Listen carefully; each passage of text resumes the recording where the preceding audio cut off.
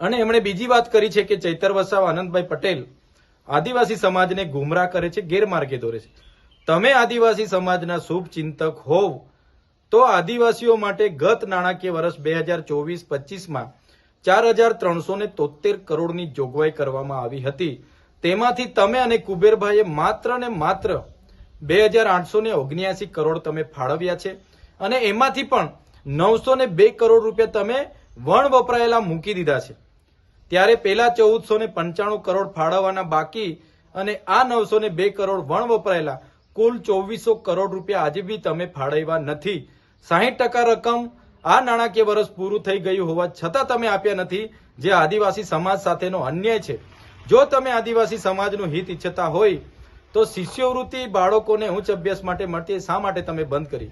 આજે પણ ઉકાઈ, કાકરાપાડ, નર્મદા, કરજણના વિસ્થાપિતો વળતર માટે આજે ફરે છે. એમને આજે પણ વળતર મળ્યા નથી. આજે પણ આદિવાસી વિસ્તારોમાં આંગણવાડી, શાળા નથી, આજે રોડ રસ્તા નથી, કનેક્ટિવિટી નથી, આજે રોજગારી નથી. શા માટે તમે કરતા નથી? સિંચાઈનું પાણી કેમ આપતા નથી?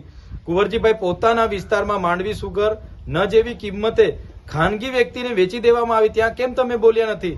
આજે વ્યારા હોસ્પિટલ ખાનગી કંપનીને આપવામાં સરકાર આગળ વધી રહી છે, એમાં કેમ તમે બોલતા નથી? ત્યારે આ કુંવરજીભાઈ પોતાનો કૌભાંડ બહાર આવી જાય એના પર